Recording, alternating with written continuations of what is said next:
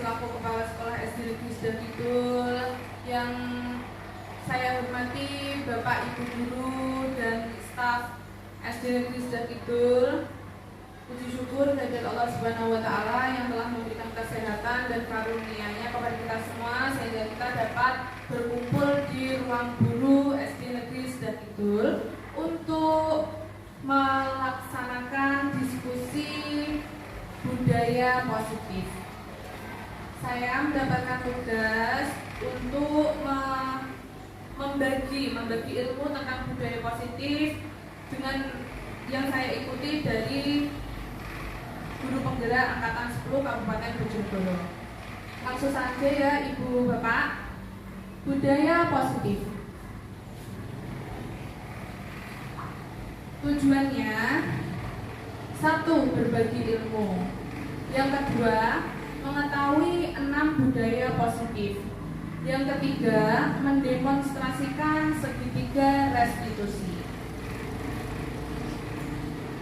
Tim SD Negeri Sidakidul, Laila Lutfitria, Bapak Ibu Guru dan Kepala Sekolah. Keyakinan kelas atau diskusi. Keyakinan kelas atau diskusi hari ini, yang pertama, saling menghargai dan menghormati. Yang kedua, berani berpendapat dan yang lain mendengarkan. Yang ketiga, ikut serta aktif dalam diskusi. Itu keyakinan kelas kita hari ini, Bapak Ibu. Setuju? Setuju. Apa mau ditambahkan? Tambah. Apa Bu? HP-nya di silent. Oh, HP-nya di silent. Berarti harap fokus. Nah, fokus. Mari kita bersama-sama tepuk fokus Bapak Ibu biar nggak tegang-tegang begitu Siap. Tepuk fokus.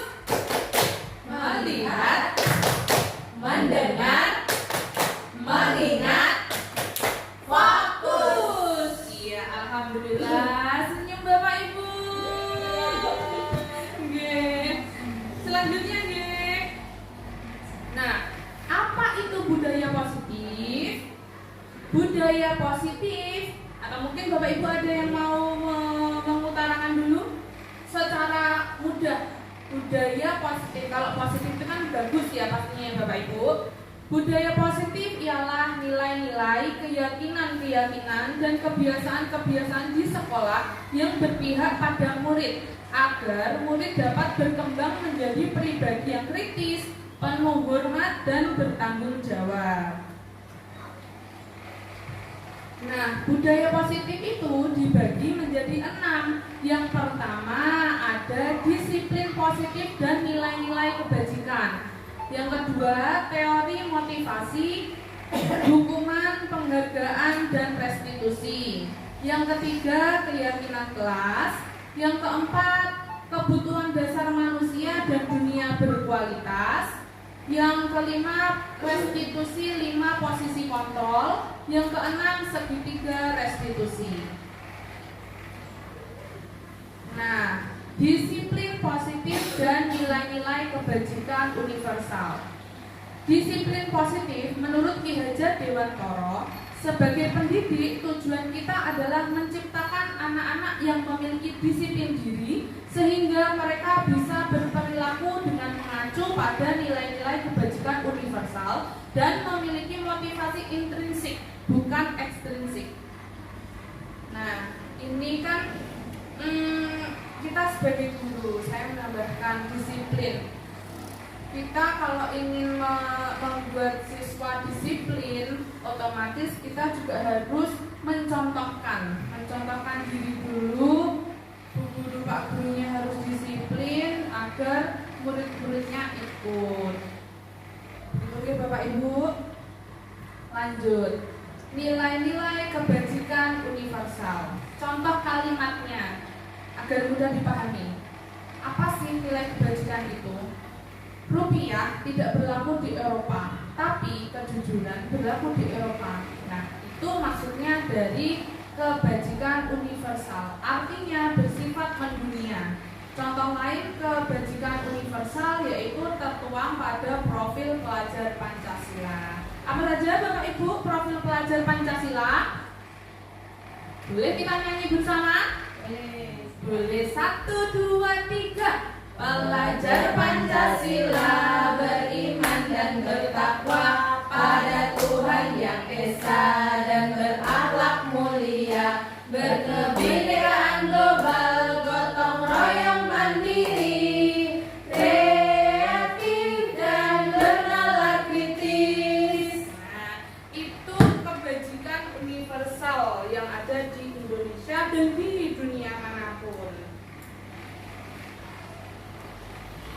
Selanjutnya adalah teori motivasi, hukuman, penghargaan, dan restitusi. 3 motivasi perilaku manusia. 1. Untuk menghindari ketidaknyamanan atau hukuman.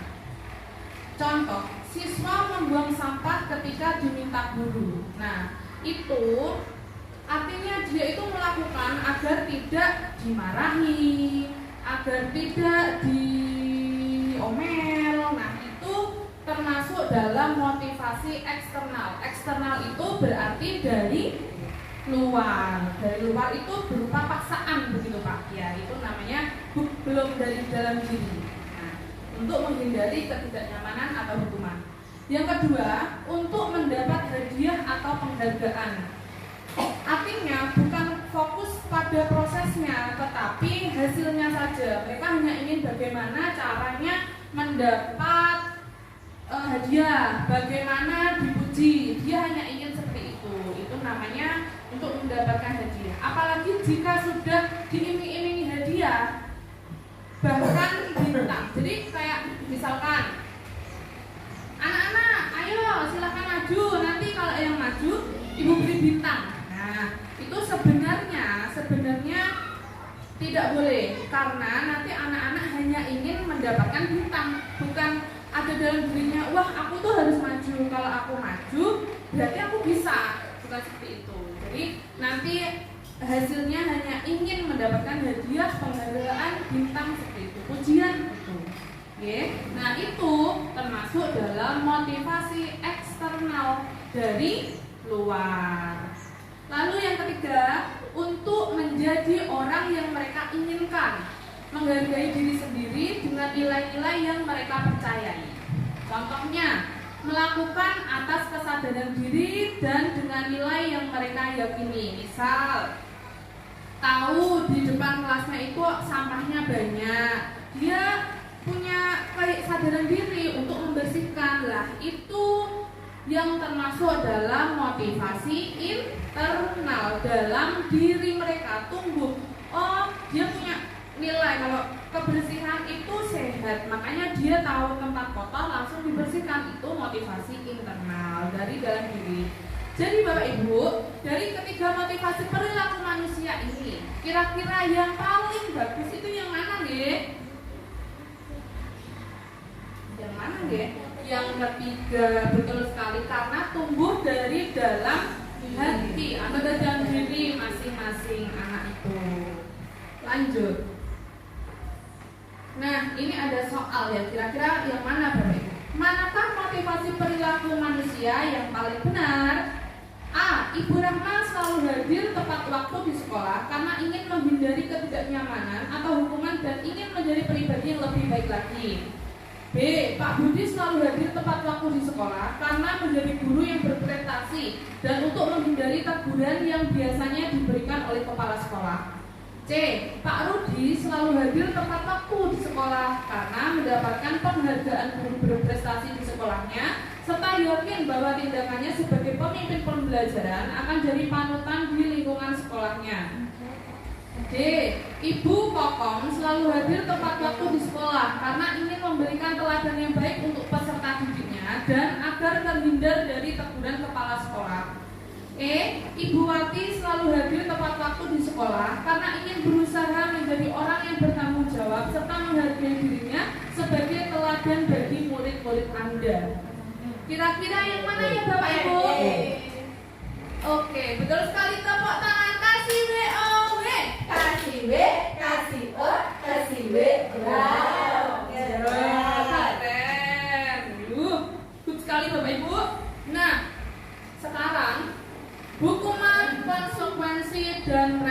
restitusi. Kira-kira itu ada identitas gagal dan identitas sukses. Ada hukuman. Yang masuk identitas sukses itu yang apa ya Bapak Ibu? Yang hukuman, konsekuensi atau restitusi. Yang termasuk identitas sukses.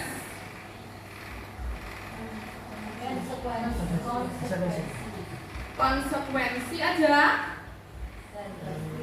Iya, dan restitusi itu masuk identitas sukses. Tapi dari dua itu nanti ada yang baik, ada yang lebih baik gitu Bapak Ibu. Nah, mari kita lihat hukuman. Hukuman itu pasti adalah sesuatu yang menyakitkan harus terjadi.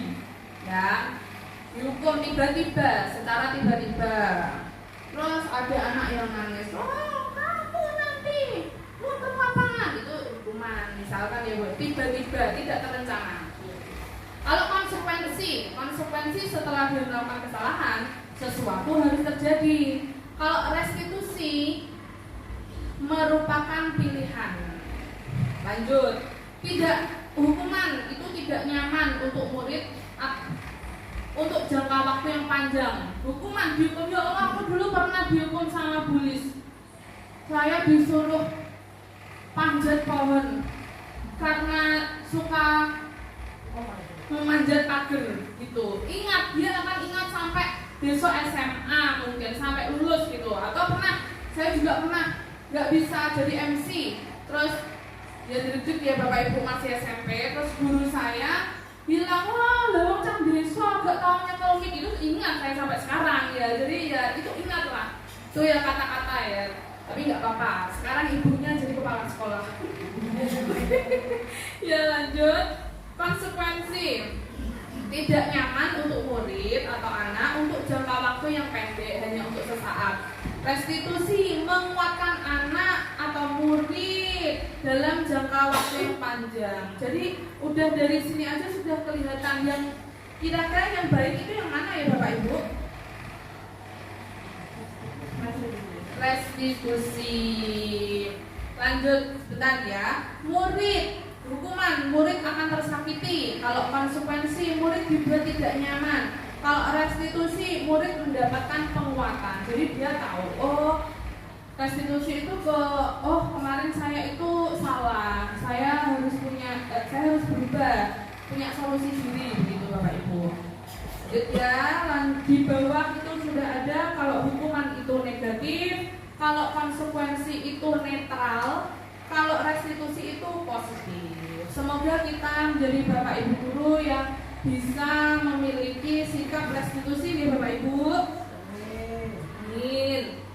Lanjut, contoh hukuman dan konsekuensi tindakan guru. Mencatat 100 kali di dalam buku kalimat saya tidak akan terlambat lagi karena terlambat ke sekolah. Itu merupakan hukuman. Lari mengelilingi lapangan basket 2 kali karena terlambat hadir di sekolah. Oke, terus membersihkan tumpahan air di meja tulis karena tersenggol pada saat belajar. Konsekuensi, betul sekali. Menggantikan kertas tugas teman yang telah dicoret-coret. Konsekuensi. Ya, jadi dia harus bertanggung jawab atas apa yang dilakukan. Lanjut ya Bapak Ibu.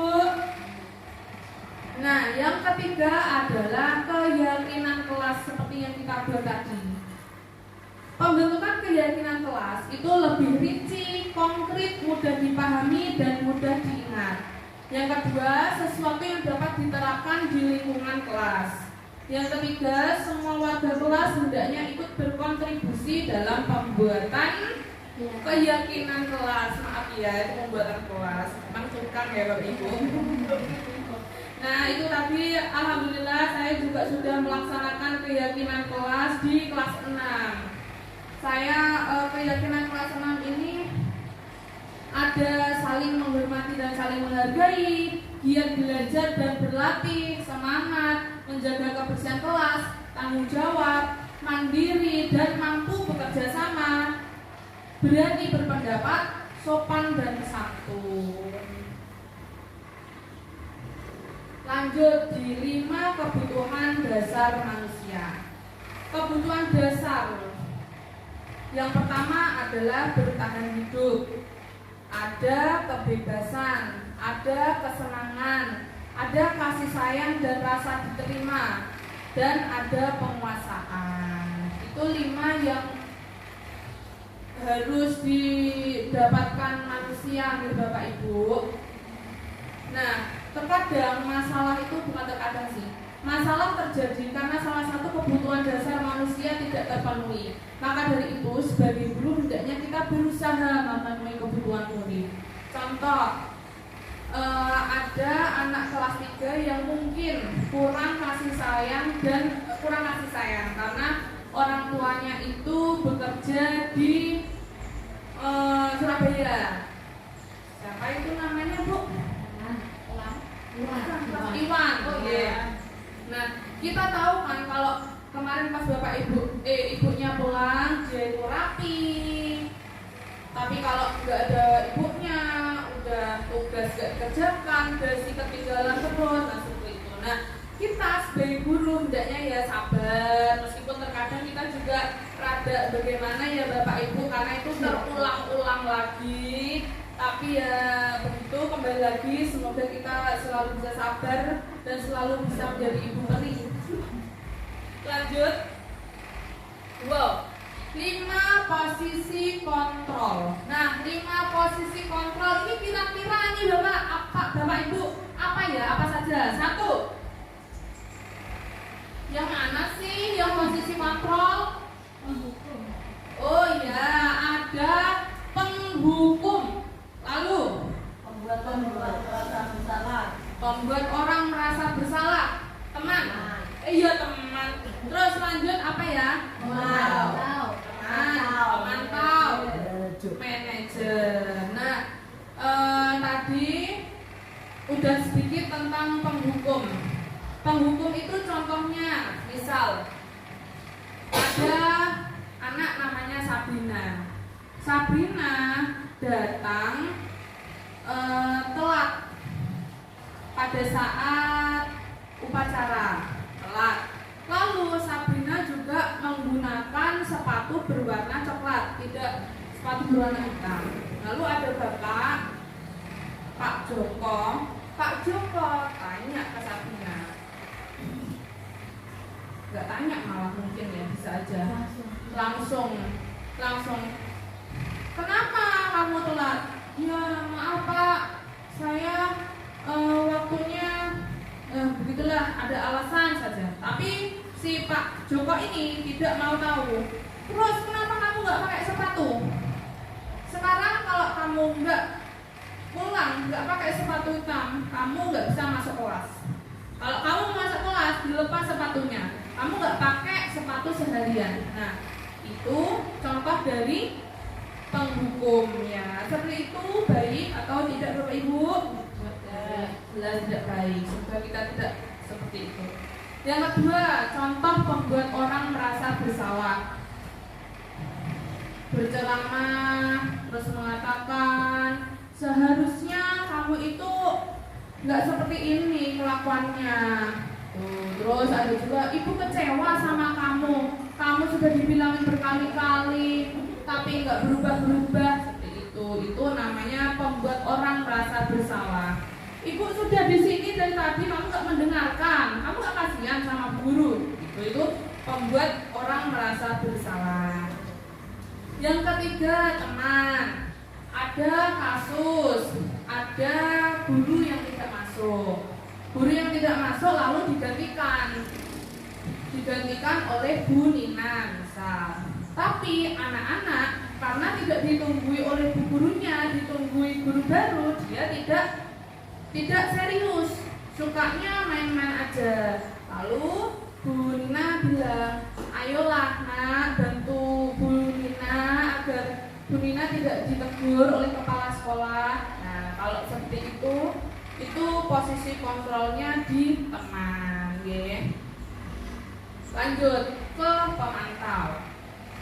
Contoh kecil dari pemantau, misal si A tidak membawa buku, ya, pemantau. Jadi seperti itu Bapak Ibu. Nanti setelah kamu istirahat, mulailah cek kamu sudah punya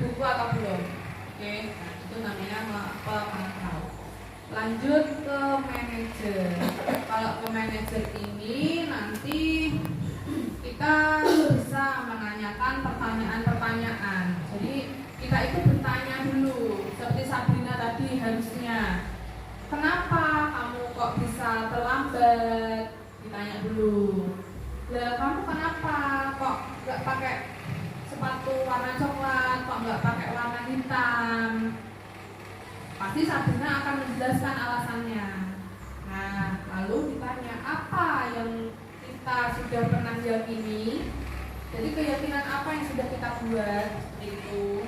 Lalu Sabrina nanti pasti akan mengingat, menjawab. Yang kita yakini adalah setiap hari Senin itu menggunakan sepatu hitam. Guru bertanya, lalu bagaimana selanjutnya Sabrina? Sabrina akan berpikir, bagaimana besok? Saya akan tidur tepat waktu Bapak. Saya akan menjadwal sepatu, mencucinya di hari yang sebelumnya begitu agar kering. Pasti dia akan menjawab pertanyaan dan menemukan solusi dari masalahnya sendiri. Begitu. Itu adalah tugasnya manajer. Lanjut nih Bapak Ibu. Atau saya minta satu guru aja membacakan dari misal hasil, dibaca aja. Kalau pembuku bagaimana, pembuat orang merasa bersalah bagaimana, gitu aja. Dari yang hasil nih Bapak Ibu, monggo hasilnya dibaca gitu. Kalau penghukum yang seperti ini kan ada, kan tinggal dibaca aja hasil. Tuh, gak kelihatan Bapak Ibu kan? Monggo. Yang hasil boleh atau boleh Bu memilih. Hasil memberontak, menyalahkan orang lain dan berbohong. Itu penghukum ya Bapak Ibu. Lanjut, kalau membuat orang merasa bersalah. Merasa bersalah, murid meletakkan guru di dalam menyangkal bohong, menyembunyikan, menyangkal dan berbohong. Itu yang teman, ketergantungan untuk memantau, menyesuaikan diri bila diawasi. Manajer menguatkan pribadi. Ya. Jadi kalau disimpulkan dari posisi 5 kontrol ini, yang paling baik menurut Bapak Ibu itu yang mana nih?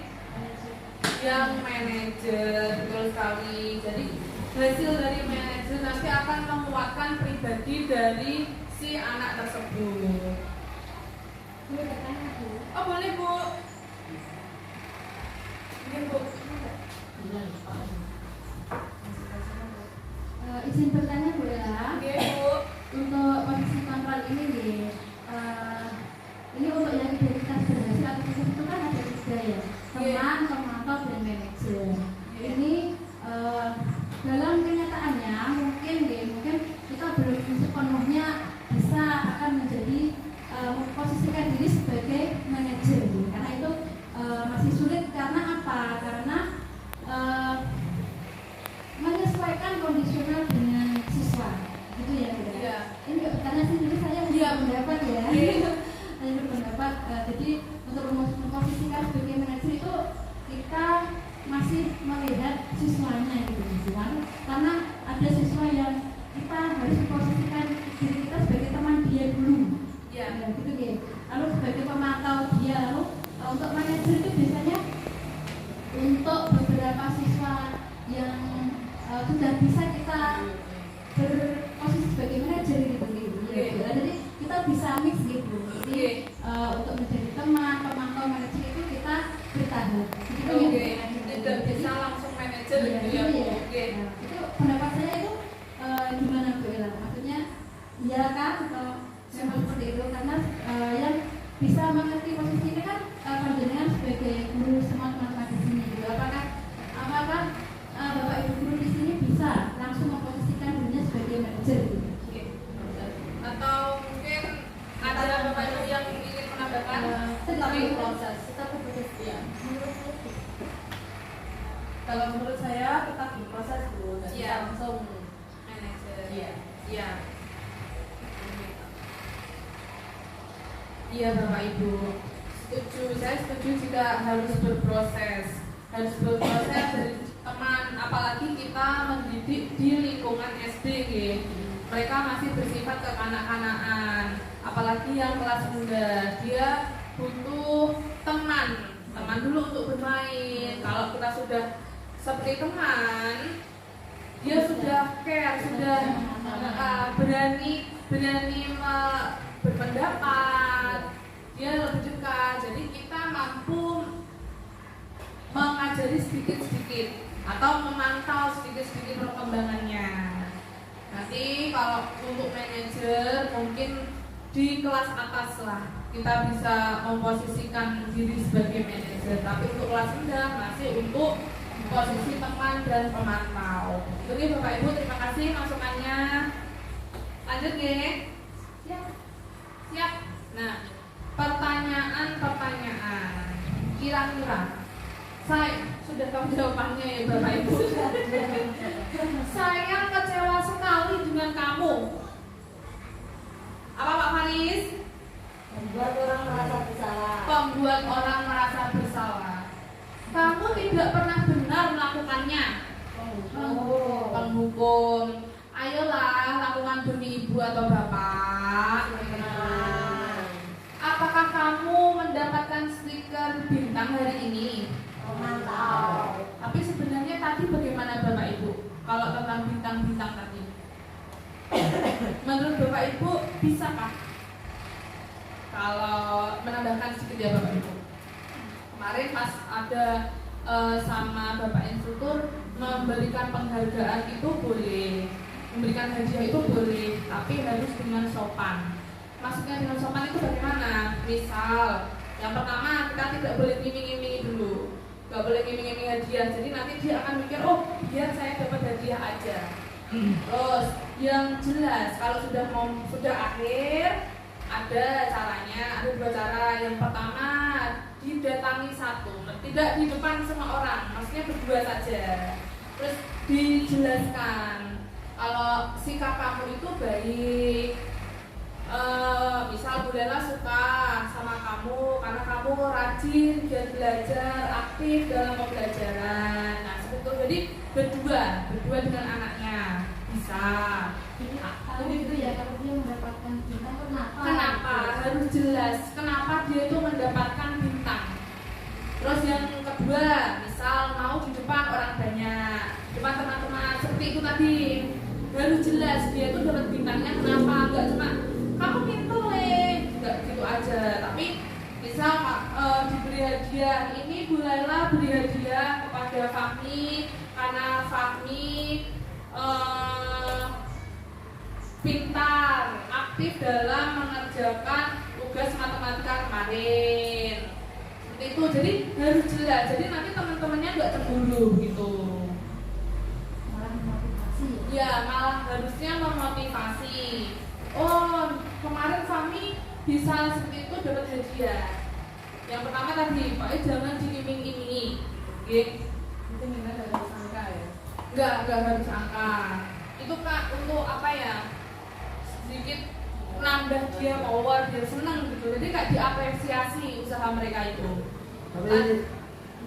Tapi kalau misalnya anaknya tuh nakal, Ya. tapi pintar, kira-kira bisa menjadi motivasi nggak untuk teman-teman lainnya gitu. Pak ini memang marah banget tapi pintar, motivasinya gimana? Motivasi biar ke teman-temannya. Nah, Iya. pertama menurut saya ya, mungkin nanti Bapak Ibu juga ada yang mau menambahkan. Saya punya yang seperti itu. Saya kan pernah cerita ya. Anak ini itu saya dapat cerita dari teman-temannya itu kalau jahil. Tetapi anak ini berprestasi. Jadi gimana ya? Ya yang pertama, jika dia melakukan kesalahan, kita harus berani menegurnya. Kita nggak boleh suka tapi anak ini berprestasi gitu. Saya tetap menegur dia jika dia melakukan kesalahan. Dan itu juga harus pertama bersama. Yang kedua juga diberikan kepada teman-teman. Maksudnya diberikan di kelas itu juga ditimpali lagi, tapi secara umum misalkan. Jadi tidak, kalau nanti saya bilangnya anak ini bersalah, itu ngelek-ngelek si anak ini tadi. Jadi saya di kelas mengatakan secara umum begitu Pak. Tapi tetap personal saya harus berdua bersama dia untuk manajer tadi. Bertanya, kenapa bisa melakukan seperti ini? Apakah seperti ini perlakuan yang baik? Tuh, kira-kira kalau seperti ini manfaatnya apa? Baik enggak? Kalau dia udah nanti mengakui kalau itu kurang baik, nah bagaimana harusnya? Sikap yang bagaimana harusnya yang kita lakukan? Jadi dia itu kita buat untuk jawab sendiri. Kita hanya mancing-mancing pertanyaan. Dia nanti yang menjawab, menemukan solusinya sendiri. Itu sih menurut saya Pak. Mungkin kalau ada yang menambahkan, menambahkan saja. Seperti yang tadi saya sampaikan Mbak Karis, untuk murid yang karakter seperti ini, dia nakal tapi pintar ya. Anak yang pintar inilah kita bisa memposisikan diri kita sebagai manajer Pak. Nah, kalau dia pintar berarti dia bisa hanya kita seperti yang Bu Ella sampaikan tadi, kita bisa menggali dia. Kenapa kok kamu melakukan ini? Seharusnya bagaimana? Apa manfaatnya kamu melakukan ini? Nah, itu. Kamu pintar, tapi jika kamu yang nakal tadi ya Pak, misalnya dia melakukan kesalahan itu, dia bisa digali. Kita bisa memposisikan kita sebagai manajer. Kita gali dia, kenapa kok dia melakukan itu? Apakah itu baik untuk dia maupun sekitarnya? Nah, untuk teman-temannya. Nah, itu. Jadi seperti yang tadi saya sampaikan bahwa posisi manajer itu bisa kita lakukan di beberapa siswa yang karakternya seperti yang sampaikan tadi, dia nakal tapi pintar. Nah, salah satu contohnya ya ini tadi, kita bisa memposisikan kita sebagai manajer di anak yang seperti ini. Itu gitu Pak. Itu Bu Ella. terima kasih Bu, terima kasih Pak Faris atas pertanyaannya. Kita lanjut ya. Tadi ke pemantau. Lalu sekarang, bagaimana kamu menyelesaikan masalah ini? Dia ditanya. Jadi mikir sendiri, solusinya nanti apa ya? Itu berarti bagaimana kamu bisa menyelesaikan masalah ini? Berarti posisi kontrolnya apa? Manajer. Terus kamu selalu yang paling terakhir. Pemukul. Oke, lanjut Bapak Ibu. Nah, sekarang ke segitiga restitusi itu Pak. Yang tadi kita bahas ini juga salah satu kolaborasinya sama manajer. Segitiga restitusi. Segitiga restitusi itu proses menciptakan kondisi bagi murid untuk memperbaiki kesalahannya sehingga karakter mereka lebih kuat ketika kembali kepada kelompoknya. Nah, segitiga restitusi itu dibagi menjadi 3 tahap. Yang pertama adalah menstabilkan identitas. Yang di bawah ini Bapak Ibu, menstabilkan identitas. Nah, apa sih kata-kata yang biasa menstabilkan identitas? Yaitu misal nanti ada contohnya ya. Itu ada setiap orang pasti pernah melakukan kesalahan. Kalau bahasa Jawanya didem dulu. Misal dia lagi emosi nih, nah kita nggak apa-apa. Orang itu pasti pernah kok melakukan kesalahan. Bahkan ada yang lebih parah lagi, misal sampai memukul temannya. Itu kan ketika emosi. Nah, itu mengedem atau menstabilkan identitas. Lanjut, terus contoh lagi, kamu bukan satu-satunya kok yang pernah melakukan ini. Bukan Mas. Tuh, kamu bukan satu-satunya yang pernah melakukan ini kok. Lanjut ke yang kedua, validasi kebutuhan. Validasi kebutuhan apa ya? Terus, kamu tentu punya alasan mengapa melakukan itu. Lalu, adakah cara yang lebih efektif untuk mendapatkan apa yang kamu butuhkan? Jadi ditanya setelah menstabilkan identitas, ditanya validasi kebutuhannya. Nanti ada contohnya lagi Bapak Ibu. Lanjut ke yang ketiga adalah menanyakan keyakinan kelas. Jadi sebelumnya kita juga harus sudah membuat keyakinan kelas. Ini juga berkesinambungan. Jadi kalau sudah tadi misalkan keyakinan kelas kan salah satunya adalah sopan dan santun. Nah, ketika ada anak yang berbicara kotor, kita bisa menanyakan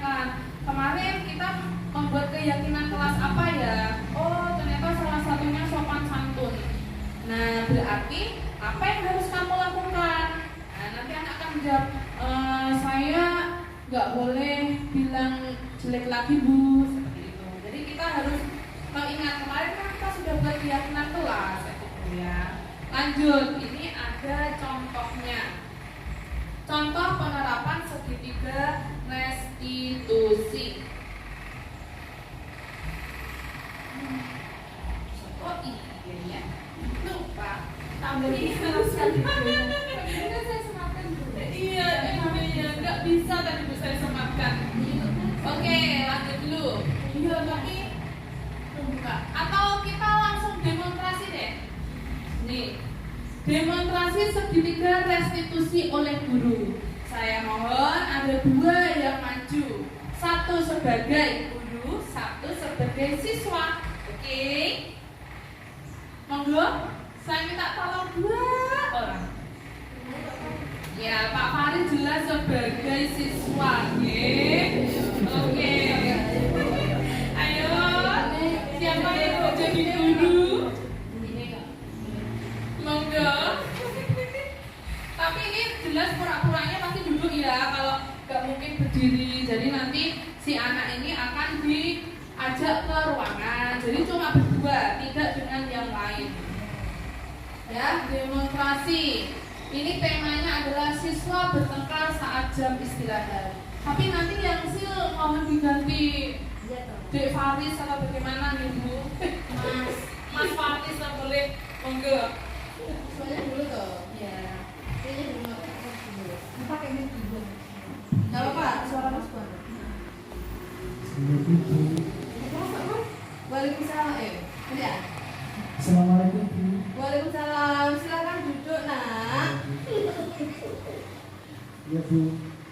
Ibu dengar kamu tadi bertengkar dengan dengan Laila ya. Ya Bu. Apa benar begitu? Ya Bu, saya itu sangat emosi Bu. Langsung saya kasih cerita Bu sih. Wah. Seemosi itu ya sampai berkata yang tidak. Iya Bu, itu dia juga gitu ke saya. Ya saya bagus Bu. Baik. Memang setiap orang ketika sedang emosi terkadang sulit untuk mengontrol pikiran. Jadi apa yang ada di pikiran ya langsung diucapkan. Tapi apa sikap seperti itu baik Tonak Faris? Ya sebenarnya itu sih Bu, dia benar. Saya emosi Bu. Makanya saya gitu. Atas. Memang kenapa kok kamu sampai emosi seperti itu? Ceritanya. Katanya Ella bicara berbuat saya Bu. Lalu dia bilang minta maaf karena berbuatnya. Saya langsung marah Bu, itu berpisah kesayangan saya. Tapi Ella kan sudah minta maaf, sudah mengakui kesalahannya, Toris. Apa menurut kamu Ella itu masih kurang saat meminta maaf? Tidak Bu, dia sudah bagus mengakui kesalahan. Nah, betul sekali. Apa kamu ingat tentang kegiatan kelas yang sudah dibuat bersama? Ya Bu, salah satunya saling memaafkan dan saling menghormati. Benar sekali. Lalu apa yang akan kamu lakukan kepada Ella? Saya akan meminta maaf kepada Ella Bu, karena sudah marah dan saya akan mengakibatkan berbuat saya. Saya akan adu lagi agar bisa menghindarinya. Baik, alhamdulillah. Seseorang yang mau memaafkan orang lain artinya dia itu memiliki sikap kepahlawanan, Faris. Semoga kita semua mampu berlatih sabar dan menghadapi banyak orang ya. Ya Bu, maaf dan terima kasih ya Bu atas perhatiannya. Iya, sama-sama Nak. Sekarang kamu bisa kembali ke kelas. Ya Bu, assalamualaikum Bu. Waalaikumsalam. Silakan. Kamu kan Apa? Tepuk apresiasi. Wes, mantap. Nah, itu tadi contoh dari segitiga restitusi. Jadi ada 3 tahapan. Yang pertama menstabilkan identitas, ngedem-ngedem. Yang kedua validasi tindakan yang salah. Jadi membuat si anak itu mengakui kesalahannya. Lalu yang ketiga adalah menanyakan keyakinan kelas. Setelah menanyakan keyakinan kelas, kita minta anak tersebut untuk mencari solusi dari permasalahannya sendiri. Oke. Oke, begitu nih Bapak Ibu. Iya. Nah, refleksi. Nah, saya mohon refleksi untuk kegiatan hari ini. Yang pertama, apakah kegiatan diskusi budaya positif ini menyenangkan? Terima kasih. Yang kedua, apa yang telah Bapak Ibu pelajari dari materi budaya positif? Yang ketiga, apa saran yang Bapak Ibu terhadap pembelajaran hari ini khususnya bagi saya? Nah, saya mohon Bapak Ibu mengisi di lembar kertas ini Bapak Ibu. Terima kasih. Ya Allah, ini ternyata mati.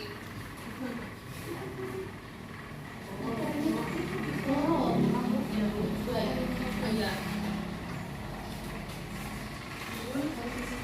Iya dong. Iya. Nah.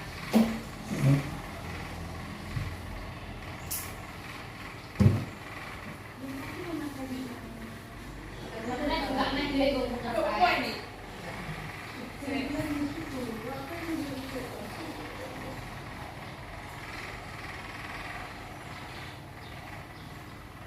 Tadi ada 6 ya Bapak Ibu budaya positif.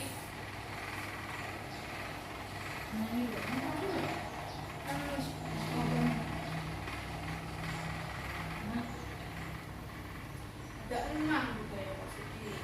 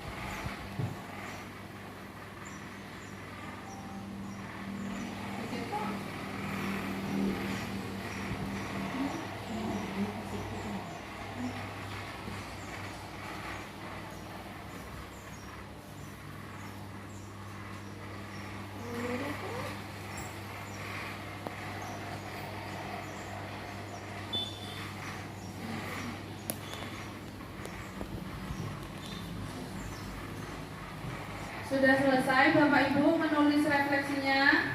Ya.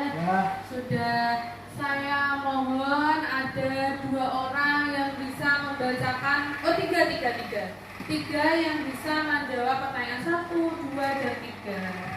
Itu Untuk nomor 1, apa kegiatan diskusi budaya positif menyenangkan? Tapi boleh maju nggih, enggak apa-apa nggih. Oh, Bu Ririn.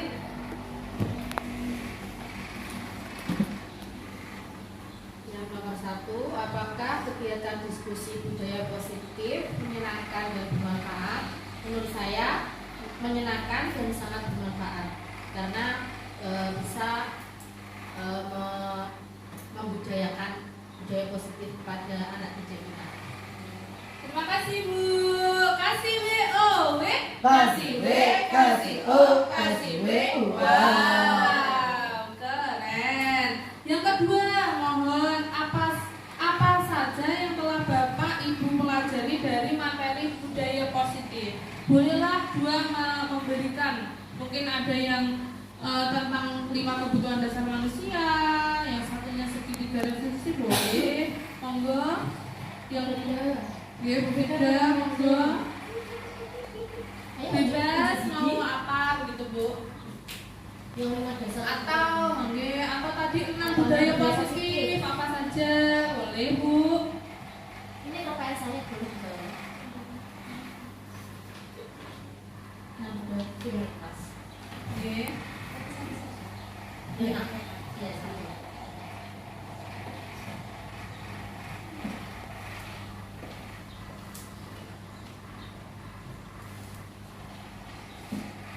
Pertanyaan yang kedua, apa saja yang telah Bapak Ibu pelajari dari materi budaya positif yang disampaikan Bu Ella pada hari ini? Salah satunya adalah 6 budaya positif. Yang pertama disiplin positif dan dan kebijakan universal. Yang kedua, segitiga restitusi. Yang ketiga, teori motivasi, hukuman dan penghargaan serta restitusi.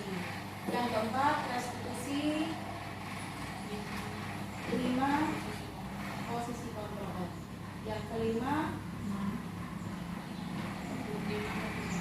kebutuhan dasar manusia. Yang terakhir yaitu keyakinan kelas. Terima kasih Bu Fides. Tepat apresiasi. Wes, mantap. Wes, mantap. Caca. Boleh satu menambahkan. Yang mana? Tadi tentang budaya positif. Oh, boleh positif. Lanjut, boleh siapa? Bapak Ibu. Oh, Bu Nurul, boleh.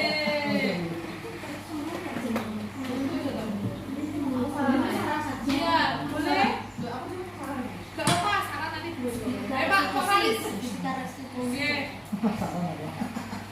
Saran kafe. Salah semua ini. Banyak saran dulu. Iya, tidak apa-apa untuk majuan saya. Saya menambahkan saja ya yang kita pelajari dari materi budaya positif yang disampaikan Bu Ella. Ada disiplin positif dan nilai-nilai kebajikan. Yang kedua tentang teori motivasi, hukuman, penghargaan dan restitusi. Yang ketiga tentang keyakinan kelas yang kita buat di masing-masing kelas. Lalu ada 5 dasar kebutuhan 5 kebutuhan dasar manusia. Di sini ada kasih sayang dan rasa diterima.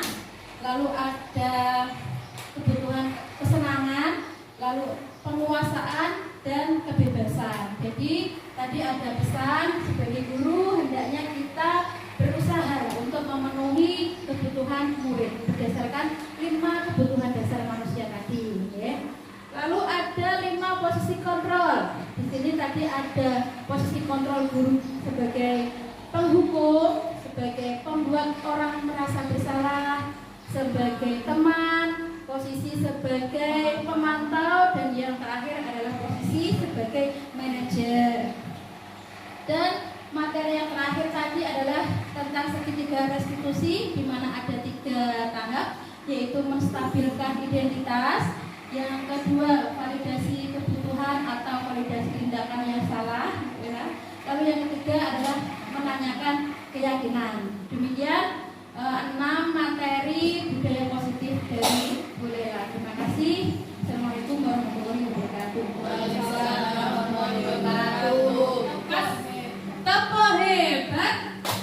Kamu hebat. Saya hebat. Semua hebat. Keren. Oke, yang terakhir ada 2 boleh. Semua boleh. Apa saran yang Bapak Ibu berikan terhadap pembelajaran hari ini khususnya bagi saya? Boleh nih. Cincin aja. Mulai dari urut boleh. Di sini aja berdiri. Assalamualaikum warahmatullahi wabarakatuh. Waalaikumsalam warahmatullahi wabarakatuh. Dalam penyampaian materi, alhamdulillah sudah jelas. Tapi untuk kedepannya agar Bu Ella bisa beri materi tentang budaya positif lebih lengkap dan luas, sehingga banyak materi-materi semacam ini lebih bisa kita terapkan bagi kita dan anak didik kita. Assalamualaikum warahmatullahi wabarakatuh. Waalaikumsalam warahmatullahi wabarakatuh. Menambahkan Bu, tadi sudah disampaikan kepada Pak Faris. Harapannya ke kita, sekarang harapannya ke Bu Ella sendiri. Semoga Bu Ella juga bisa menerapkan budaya positif ini kepada anak-anak, sehingga tercetaklah anak-anak yang berakhlak baik, sopan, sesuai dengan harapan orang tua, harapan guru dan orang tua tentunya. Kemudian ditambah lagi, mungkin bisa menambah SPK Bu. Oke. Dan satu lagi, senyumnya ditambah. Senyumnya sudah melek. Oh iya, ada tambahan. Enggak, saya dulu. Saya menambahkan, ini bukan saran ya Bu Ella, lebih ke apa ya, harapan. Ya, semoga Bu Ella bisa dalam mengikuti pendidikan guru melakukan berbagi praktik baik untuk teman-teman guru di SD Negeri Sidah Kidul untuk apa ya, untuk kebaikan SD Negeri Sidah Kidul dan juga untuk anak didik kita bersama. Lalu satu lagi, tetap semangat, bergerak dan menggerakkan. Oh, siap. Amin. Terima kasih. Kasih W O W, kasih W, kasih O, kasih W. Wow. Dengerin teman-teman? Sudah. Nggih, alhamdulillah acara hari ini sudah berjalan dengan lancar. Terima kasih atas waktu dan perhatiannya dari Bapak Ibu semua. Semoga kita semua dapat membudayakan budaya positif di sekolah kita sehingga kita dapat mencetak generasi yang berakhlak mulia, yang berbakat, dan pembelajaran kita lebih berinovasi. Amin. Maaf jika ada kesalahan yang saya perbuat secara disengaja maupun tidak sengaja. Wassalamualaikum warahmatullahi wabarakatuh. Waalaikumsalam warahmatullahi wabarakatuh. Terima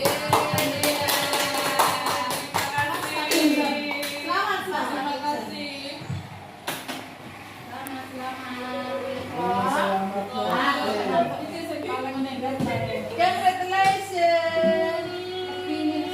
Semangat, semangat dan semangat. Sama-sama kelas, Pak. Coba dulu. Terima kasih Mas Yana.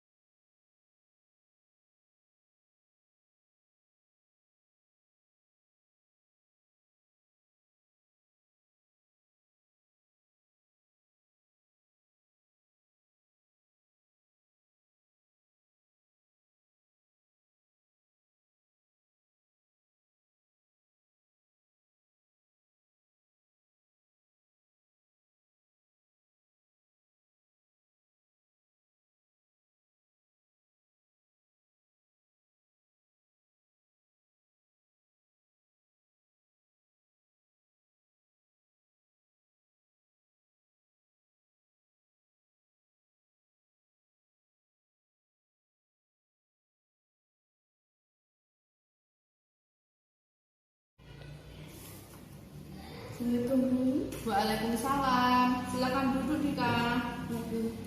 Mengapa saya dipanggil Julaila? Kira-kira kenapa Dika dipanggil Julaila? Mungkin karena nilai saya yang tidak bagus, Bu. Betul sekali. Mengapa nilai Dika bisa tidak bagus? Karena saya tidak belajar, Bu. Iya, memang pelajar itu terkadang bosan untuk belajar. Ada juga yang lebih parah, kadang tidak masuk sekolah. Tapi apakah tindakan seperti itu bagus, Dika? Tidak bagus, Bu. Kalau begitu, mengapa Dika tidak mau belajar? Saya senang sampai malam hari nanti tidur dan tidak sempat untuk belajar. Oh, begitu. Memang apa manfaat main game online? Tidak ada, Bu. Kalau tidak ada, berarti Dika masih ingat tidak tentang keyakinan kelas yang pernah kita buat bersama? Ingat di salah satunya giat belajar. Iya, giat belajar. Lalu, apa tindakan Dika untuk memperbaiki nilai yang sekarang ini? Saya akan mengurangi bermain game online dan belajar setelah sholat isya, Bu. Baik, alhamdulillah. Semoga Dika melakukan itu dengan mudah ya Dika, dan bisa giat belajar selalu agar memperbaiki nilai. Ya, maaf, Bu. Terima kasih atas perhatiannya. Ya, sama-sama Dika. Sekarang Dika boleh kembali ke kelas ya. Ya, Bu. Assalamualaikum, Bu. Waalaikumsalam warahmatullahi wabarakatuh. Tanggapan saya setelah membuat video ini, saya mewakili murid di Indonesia. Saya berpesan untuk giat belajar agar tercapai impian.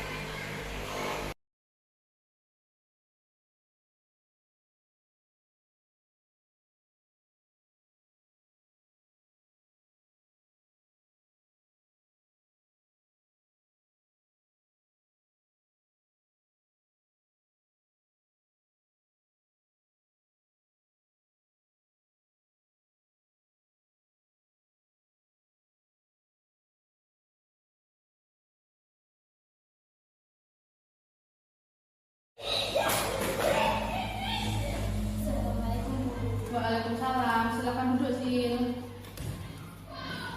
Ibu dengar Sisil habis bertengkar dengan Lisa ya? Apa benar? Ya, Bu. Kalau ibu boleh tahu, mengapa Sisil bertengkar dengan Lisa? Saya emosi, Bu. Langsung saya kasih di tengah, Bu, dia. Wah, seemosi itu ya Sil kamu. Memang kenapa Sil? Habis dia juga gitu, saya balas. Oh begitu. Ya memang setiap orang kalau emosi itu susah untuk mengontrol emosinya. Kadang apa yang ada di pikiran langsung diucapkan. Tapi apa yang seperti itu benar Sil? Sebenarnya tidak, Bu. Tapi saya emosi. Oh begitu, seemosi itu. Memang ceritakan Sil, kenapa Sisil bisa sampai emosi? Ceritanya Risa meminjam pulpen saya, lalu dia bilang minta maaf karena pulpennya hilang. Saya marah-marah karena itu pulpen kesayangan saya.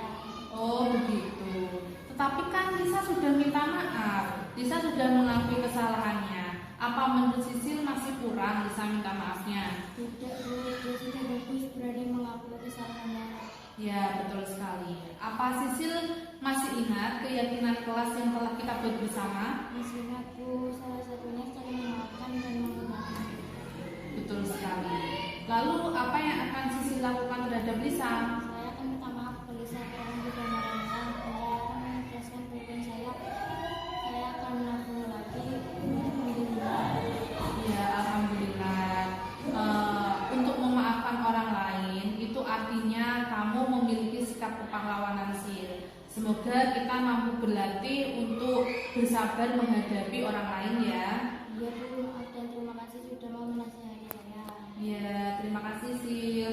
Sekarang Sisil bisa kembali ke kelas ya. Ya, Bu. Assalamualaikum. Waalaikumsalam warahmatullahi wabarakatuh.